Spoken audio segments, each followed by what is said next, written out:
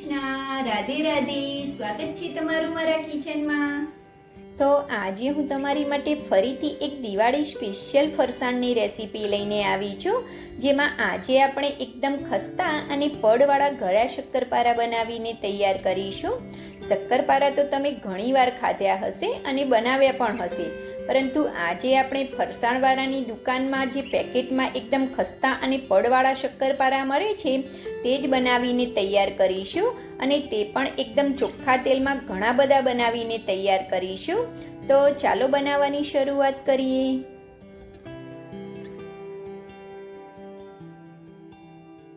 તો સૌપ્રથમ શક્કરપારા બનાવવા માટે આપણે ઘરમાં રહેલી કોઈ પણ એક મોટી સાઈઝની વાટકીનું માપ સેટ કરી લેવાનું છે, અને તે જ વાટકીના માપથી આપણે બધી જ વસ્તુ લઈશું.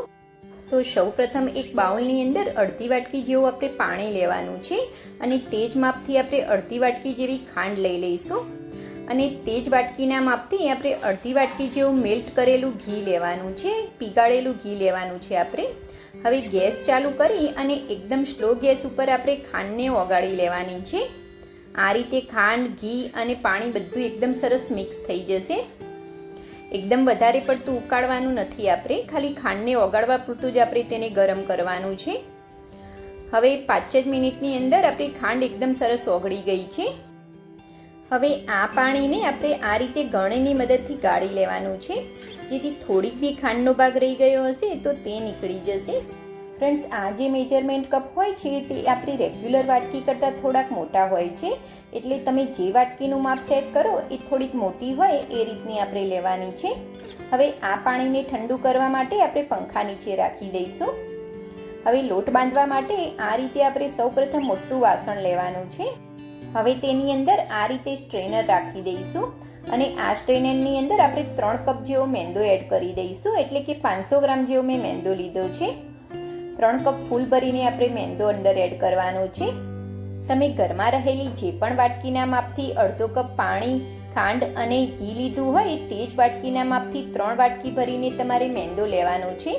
હવે આ મેંદાને આપણે ચાળી લઈશું.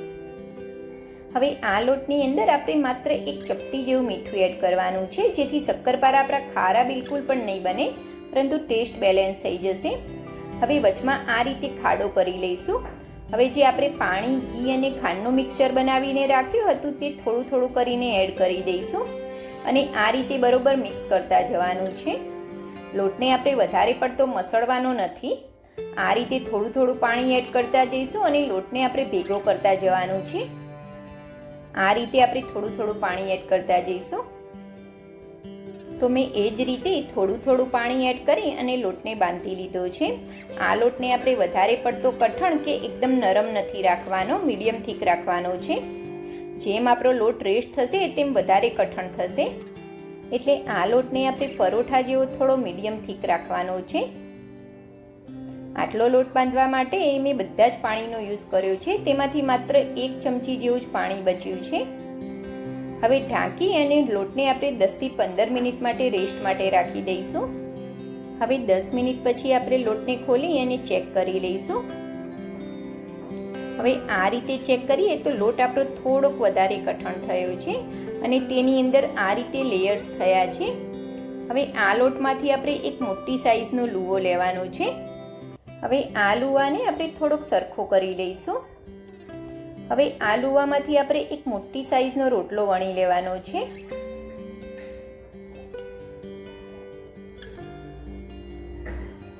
તો મેં મોટી સાઈઝનો રોટલો વણી અને તૈયાર કરી લીધો છે. હવે આ રોટલાને આપણે આ રીતે ચોપિંગ મોડ ઉપર અથવા તો કોઈ મોટી સાઈઝની થાળી હોય તેની ઉપર લઈ લેવાનો છે. હવે તેને આપણે આ રીતે એક બાજુએથી ફોલ્ડ કરી લઈશું, અને સેમ એ જ રીતે સામેની સાઈડથી ફોલ્ડ કરી લઈશું. એ જ રીતે આપણે નીચેની સાઈડથી અને ઉપરની સાઈડથી પણ ફોલ્ડ કરી લઈશું.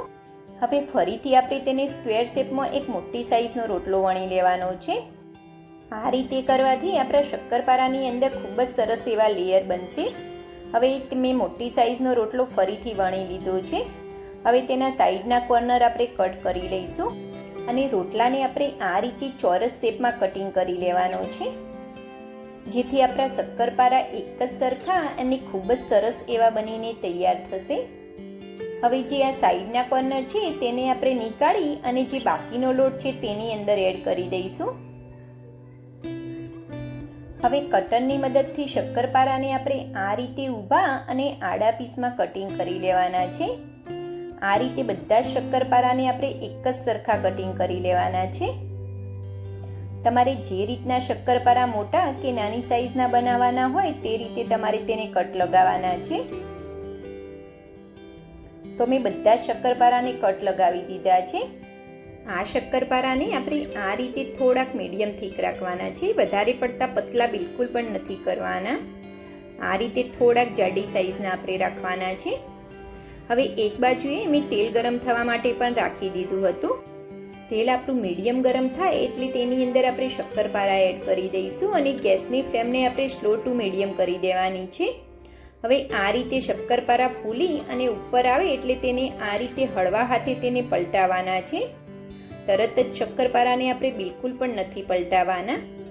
અને તેલ આપણું વધારે પડતું ગરમ ના થઈ જાય તેનું પણ આપણે ધ્યાન રાખવાનું છે. નહીં તો શક્કરપારા આપણા ઉપરથી તો તળાઈ જશે પરંતુ અંદરથી કાચા રહી જશે અને એકદમ ક્રિસ્પી નહીં બને. હવે આ શક્કરપારાને આપણે આ રીતે થોડી વારે પલટાવતા રહીશું અને લાઇટ ગોલ્ડન કલરના અને એકદમ ક્રિસ્પી થાય ત્યાં સુધી તળવાના છે. અને હા ફ્રેન્ડ્સ, ગેસની ફ્લેમને આપણે સ્લો ટુ મીડિયમ જ રાખવાની છે, હાઈ બિલકુલ પણ નથી કરવાની. હવે આપણા શક્કરપારાનો કલર સરસ મજાનો એવો લાઇટ ગોલ્ડન કલર આવી ગયો છે અને શક્કરપારા આપણા એકદમ સરસ ક્રિસ્પી થઈ ગયા છે. આ રીતનો લાઇટ ગોલ્ડન કલર આવે ત્યારે તેને આપણે નીકાળી લઈશું. તો આપણા સરસ મજાના એવા શક્કરપારા બનીને તૈયાર છે. તો અવાજ પરથી જ ખ્યાલ આવે છે કે આપણા શક્કરપારા કેટલા ક્રિસ્પી બન્યા હશે. અને આટલા માપમાંથી મેં ઘણા બધા શક્કરપારા બનાવીને તૈયાર કર્યા છે. તો એકદમ ક્રિસ્પી અને પડવાળા શક્કરપારાની આ રેસીપી તમને ગમી હોય તો મારી વિડીયોને લાઈક અને મારી ચેનલને સબસ્ક્રાઈબ કરવાનું બિલકુલ પણ ભૂલતા નહીં ફ્રેન્ડ્સ. સબસ્ક્રાઈબ કરવું બિલકુલ ફ્રી છે.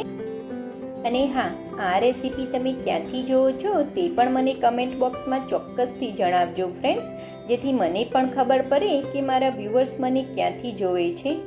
Happy Diwali, enjoy eating, thanks for watching.